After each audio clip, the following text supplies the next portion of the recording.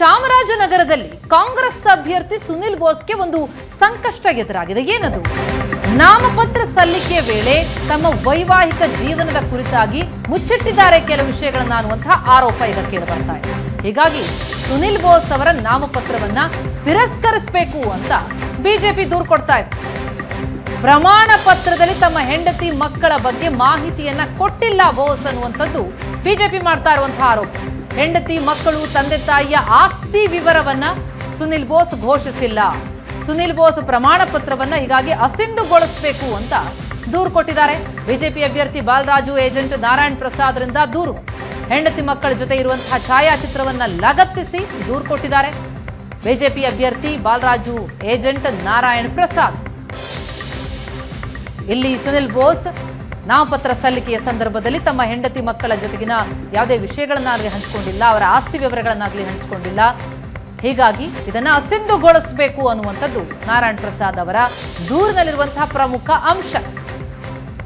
ಸುನಿಲ್ ಬೋಸ್ ಅವರ ಹೆಂಡತಿ ಮಕ್ಕಳ ಅವರ ಜೊತೆಗೆ ಅವರು ಇರುವಂತಹ ಒಂದು ಫೋಟೋವನ್ನ ಛಾಯಾಚಿತ್ರವನ್ನ ಲಗತ್ತಿಸಿ ಈ ದೂರನ್ನ ಕೊಟ್ಟಿದ್ದಾರೆ ಬಿಜೆಪಿ ಅಭ್ಯರ್ಥಿ ಬಾಲರಾಜು ಏಜೆಂಟ್. ಈ ದೂರನ್ನ ಕೊಟ್ಟಿದ್ದು ಅಸಿಂಧು ಆಗಬೇಕು ಅಂತ ಆಗ್ರಹಿಸ್ತಾ ಇದ್ದಾರೆ. ಒಂದು ಕಡೆ ಸಿಎಂ ಸಿದ್ದರಾಮಯ್ಯ ಹಾಗೂ ಸುನೀಲ್ ಬೋಸ್ ಅವರ ತಂದೆ ಎಚ್.ಎಸ್. ಮಹದೇವಪ್ಪ ಈಗಾಗಲೇ ಭರ್ಜರಿ ಪ್ರಚಾರವನ್ನ ಕ್ಷೇತ್ರದಲ್ಲಿ ಮಾಡ್ತಾ ಇದ್ದಾರೆ. ಈ ಬಾರಿ ಹೆಚ್ಚು ಲೀಡ್ನಲ್ಲಿ ಗೆಲ್ಲಿಸ್ಕೊಡಿ ಅಂತ ಪ್ರಚಾರ ಮಾಡ್ತಾ ಇದ್ದಾರೆ. ಮತ್ತೊಂದು ಕಡೆ ಈಗ ಚಾಮರಾಜನಗರದ ಕಾಂಗ್ರೆಸ್ ಅಭ್ಯರ್ಥಿ ಸುನೀಲ್ ಬೋಸ್ ಅವರಿಗೆ ಸಂಕಷ್ಟ ಎದುರಾಗಿರುವಂಥದ್ದು.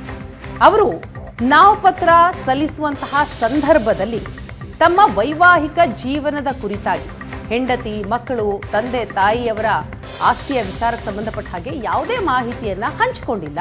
ಅದು ಈಗ ಸಂಕಷ್ಟಕ್ಕೆ ಕಾರಣ ಆಗಿರುವಂಥದ್ದು. ಇವತ್ತು ನಾವು ಚಾಮರಾಜನಗರ ಲೋಕಸಭಾ ಕ್ಷೇತ್ರದಲ್ಲಿ ಕಾಂಗ್ರೆಸ್ನ ಅಭ್ಯರ್ಥಿ ಏನು ಅವರು ಅಫಿಡವಿಟ್ ಸಲ್ಲಿಸಿದ್ದಾರೆ, ಸಲ್ಲಿಸಿರೋದ್ರಲ್ಲಿ ಅವರು ನಿಜಾಂಶವನ್ನು ತಿಳಿಸಿರೋದಿಲ್ಲ. ಅವರ ಪತ್ನಿ ಮತ್ತು ಮಗಳ ಬಗ್ಗೆ ಏನು ವಿಚಾರವನ್ನು ಅವರು ಅಫಿಡವಿಟ್ನಲ್ಲಿ ತಿಳಿಸಿರೋದಿಲ್ಲ. ಅದ್ರ ಬಗ್ಗೆ ನಾವು ಈಗಾಗಲೇ ದೂರು ಕೊಟ್ಟಿದ್ದೀವಿ.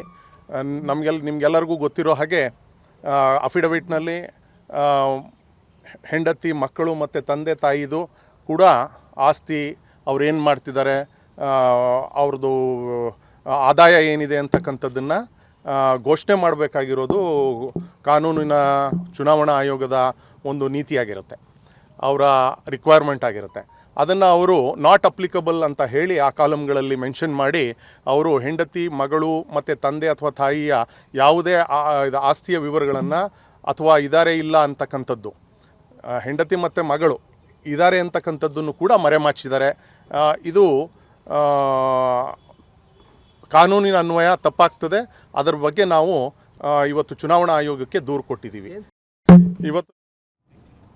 ಈ ಬಗ್ಗೆ ಮತ್ತಷ್ಟು ಮಾಹಿತಿಯನ್ನ ಕೊಡ್ತಾ ಹೋಗ್ತಾರೆ ನಮ್ಮ ಪ್ರತಿನಿಧಿ ಪುಟ್ಟರಾಜು. ಇದೀಗ ನಮ್ಮ ಜೊತೆ ಸಂಪರ್ಕದಲ್ಲಿದ್ದಾರೆ. ಪುಟ್ಟರಾಜು, ಈಗಾಗಲೇ ಚಾಮರಾಜನಗರ ಕ್ಷೇತ್ರದಲ್ಲಿ ಭರ್ಜರಿ ಪ್ರಚಾರ ನಡೀತಾ ಇದೆ ಕಾಂಗ್ರೆಸ್ ಪಾಳೆಯದಿಂದ. ಮತ್ತೊಂದು ಕಡೆ ಈಗ ಅಭ್ಯರ್ಥಿ ಸುನೀಲ್ ಬೋಸ್ ಅವರಿಗೆ ಸಂಕಷ್ಟ. ಯಾಕೆ, ಏನು ಆರೋಪ ಕೇಳಿ ಬರ್ತಾ ಇದೆ? ಈಗ ಬಾಲರಾಜ್ ಅವರ ಏಜೆಂಟ್ ನಾರಾಯಣ್ ಅವರು ಕೊಡ್ತಾ ಇರುವಂತಹ ದೂರೇನು, ಆ ದೂರಿನಲ್ಲಿರುವಂತಹ ಪ್ರಮುಖ ಅಂಶ ಇದು ಸುನೀಲ್ ಬೋಸ್ ಅವರಿಗೆ ಹೇಗೆ ತೊಂದರೆಗೆ ಈಡಾಗುತ್ತೆ? ಪ್ರತಿಮಾ, ಏನು ಚಾಮರಾಜನಗರ ಮೀಸಲು ಲೋಕಸಭಾ ಕ್ಷೇತ್ರದಲ್ಲಿ ಕಾಂಗ್ರೆಸ್ ಅಭ್ಯರ್ಥಿಯಾಗಿ ಸುನೀಲ್ ಬೋಸ್ ಈಗ ನಾಮಪತ್ರ ಸಲ್ಲಿಸಿದ್ದಾರೆ ಅಂತ ಹೇಳ್ಬೋದಾಗಿದೆ. ಏನಂದ್ರೆ ಈಗಾಗಲೇ ನಾಮಪತ್ರ ಸಲ್ಲಿಸುವಂತಹ ವೇಳೆಯಲ್ಲಿ ಈಗಾಗಲೇ ಮೊದಲನೇದಾಗಿ ಗೋ ಬ್ಯಾಕ್ ಸುನೀಲ್ ಬೋಸ್ ಅನ್ನೋ ಪೋಸ್ಟರ್ ಕೂಡ ಅಲ್ಲೆಲ್ಲ ರಾಜರಿಸ್ತಾ ಇತ್ತು. ಅದರ ಬೆನ್ನಲ್ಲಿ ಈಗ ಮತ್ತೊಂದು ಸಂಕಷ್ಟ ಕೂಡ ಎದುರಾಗಿದೆ ಅಂತಾನೆ ಹೇಳ್ಬೋದಾಗಿದೆ. ಏನು ಸುನೀಲ್ ಬೋಸ್ ನಾಮಪತ್ರ ಸಲ್ಲಿಸುವಂತಹ ವೇಳೆಯಲ್ಲಿ ಅವರ ಪ್ರಮಾಣ ಪತ್ರದಲ್ಲಿ ಪ್ರಮುಖ ಮಾಹಿತಿಗಳನ್ನ ಮರೆಮಾಚಿದ್ದಾರೆ ಅನ್ನುವಂಥದ್ದು ಬಿಜೆಪಿ ಆರೋಪವಾಗಿದೆ. ಈಗ ಪ್ರಮುಖವಾಗಿ ಅವರ ವೈವಾಹಿಕ ಜೀವನದ ಬಗ್ಗೆ, ಅಂದ್ರೆ ಅವರ ಹೆಂಡತಿ ಮಕ್ಕಳು ಹಾಗೂ ಮತ್ತು ಅವರೆಲ್ಲ ಅವಿಭಕ್ತ ಕುಟುಂಬದಲ್ಲಿ ವಾಸವಾಗಿರೋದ್ರಿಂದ ಆ ಹೆಂಡತಿ ಮತ್ತು ಮಕ್ಕಳ ಆದಾಯ ಆಸ್ತಿ ವಿವರನ ಘೋಷಣೆ ಮಾಡಿಲ್ಲ. ಮತ್ತೆ ಅವರ ಪತ್ನಿಯಿಂದ 1 ಲಕ್ಷ ರೂಪಾಯಿ ಸಾಲ ಪಡೆದಿರೋಗಿ ತೋರಿಸಿದ್ದಾರೆ. ಆದ್ರೆ ಸುನೀಲ್ ಬೋಸ್ಗೆ ಪತ್ನಿ ಮತ್ತೆ ಮಕ್ಕಳ ಇರುವಂತಹ ಬಗ್ಗೆ ಯಾವುದೇ ಮಾಹಿತಿ ಕೂಡ ಅದರಲ್ಲಿ ನಮೂದಿಸಿಲ್ಲ ಅನ್ನುವಂಥದ್ದು. ಮತ್ತೆ ಈಗಾಗಲೇ ಅವರು ಸುನೀಲ್ ಬೋಸ್ಗೆ ಪತ್ನಿ ಹಾಗೂ ಮಗಳು ಇರುವಂತಹ ಬಗ್ಗೆ ಫೋಟೋ ಹಾಗೂ ಫೇಸ್ಬುಕ್ ವಾಟ್ಸ್ಆಪ್ ದಾಖಲಾತಿಗಳನ್ನ ಸಮೇತವಾಗಿ ಒಂದು ಚುನಾವಣಾ ಅಧಿಕಾರಿಗಳಿಗೆ ದೂರನ್ನು ಕೂಡ ಸಲ್ಲಿಸಿರ್ತಾರೆ.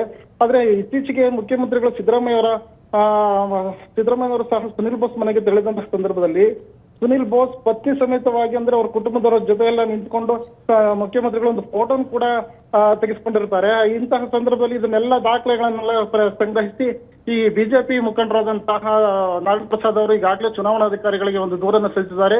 ಇವರ ಒಂದು ನಾಮಪತ್ರವನ್ನು ತಿರಸ್ಕಾರ ಮಾಡಬೇಕು, ಅಸಿಂಧು ಅಂತ ಘೋಷಣೆ ಮಾಡಬೇಕು ಅನ್ನುವಂಥದ್ದು ಪ್ರಮುಖವಾಗಿ ಕೇಳ್ಕೊಳ್ತಾ ಇದೆ. ಆದ್ರೆ ಅವರು ಈಗಾಗಲೇ ಚುನಾವಣಾಧಿಕಾರಿಗಳು ಈಗಾಗಲೇ ಸುನಿಲ್ ಬೋಸ್ ನಾಮಪತ್ರನ ಕ್ರಮಬದ್ಧಗೊಳಿಸಿದ್ದಾರೆ ಅಂತ ಹೇಳ್ಬೋದಾಗಿದೆ. ಇದರ ವಿರುದ್ಧ ಈಗಾಗಲೇ ಬಿಜೆಪಿ ಸರಿಯಾದ ಕ್ರಮವಲ್ಲ ಅಂತ ಹೇಳಿ ಈಗಾಗಲೇ ಒಂದು ಆರೋಪನ ಕೂಡ ಮಾಡ್ತಾ ಇದ್ದಾರೆ. Okay, thank you so much Puttaraju. ನೋಡೋಣ.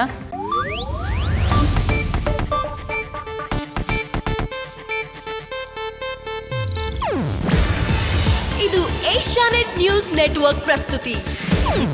ನೀವು ನೋಡ್ತಿದ್ದೀರಾ ಏಷ್ಯಾನೆಟ್ ಸುವರ್ಣ ನ್ಯೂಸ್.